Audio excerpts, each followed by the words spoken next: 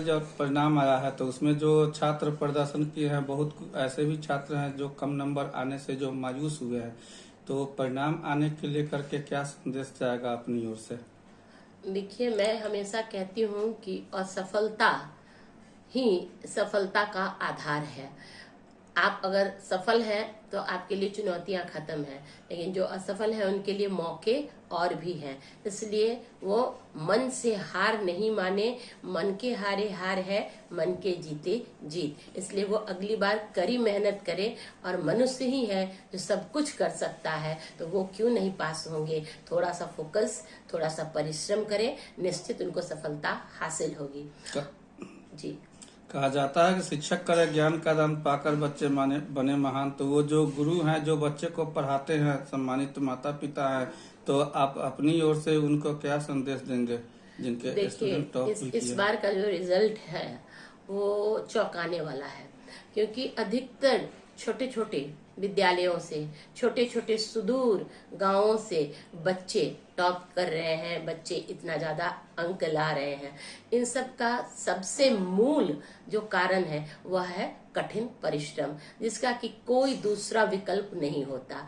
दूसरा, माता पिता का सहयोग और गुरुजनों का डायरेक्शन। तो जिस बच्चे में ये तीन चीजें हो, उनको उनके गुरु का निर्देश मिले, माता पिता का सहयोग मिले, और वो कठिन परिश्रम करे, तो दुनिया की कोई भी ताकत, कोई भी शक्ति उनको सफल होने से नहीं रोक सकती।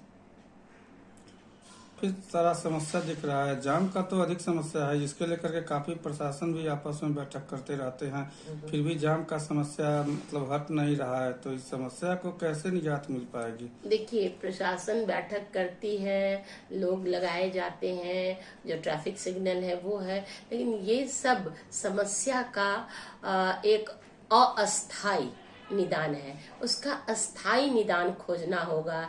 जैसे कई जगह सड़क पर पोल है, पोल के कारण कई जगह सड़क, जहाँ पर रेड लाइट है उस जगह सड़क संकरी है, तो थोड़ा उसको चौड़ा करना होगा। जो अव्यवस्थित पोल है उसको हटाने होंगे।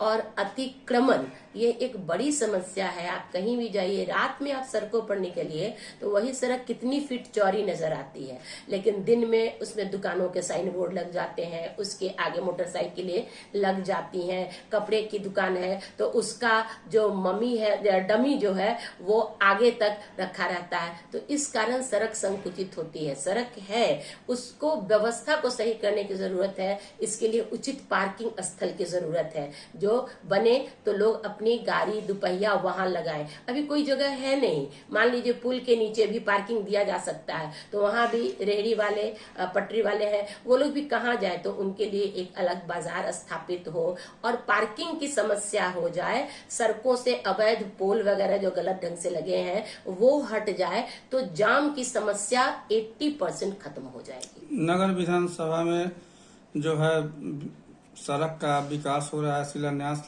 हो रहा है, लेकिन देखा जा रहा है कि बहुत ऐसा सड़क है जो जर्जर और बदहाल स्थिति में है। पानी जो है नाले का वो भी सड़क पर बहता हुआ कई ऐसे वार्ड है जहाँ पर दिख रहा है।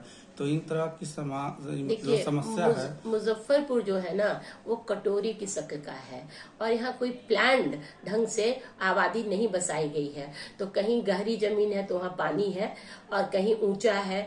ड्रेनेज सिस्टम ये भी प्रॉपर नहीं है। फर्दो नाला है, उराही हुई थी, जब बहुत पानी हुआ था तो पानी तुरंत खींच लेता था, फिर फर्दो नाला जाम हो गया है। तो ड्रेनेज सिस्टम सुचारू हो।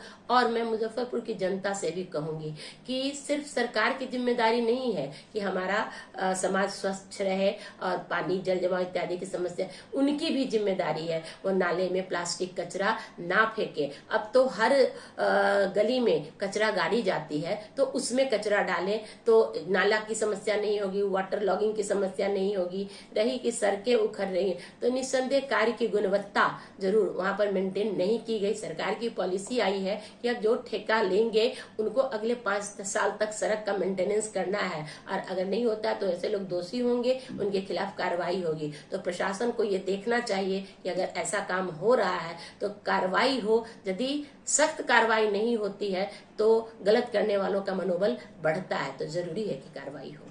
शिक्षा के क्षेत्र में आप सेवा दे रही हैं और लोगों के बीच में यह मतलब चर्चा है कि डॉक्टर ममता रानी शिक्षा के क्षेत्र में तो सेवा दे ही रही है लेकिन जनप्रतिनिधि के रूप में भी सेवा देने को तैयार हैं। तो आपके आने से इस सब तरह का जो और सारा बदलाव क्या कुछ होने वाला है?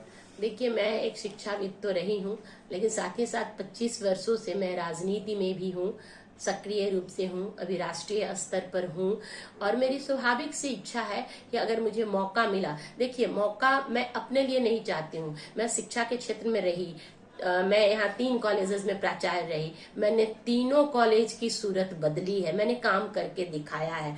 इसलिए लोगों में ये चर्चा है कि हाँ, ममता रानी अगर शहर में आती हैं तो वो काम करेंगी।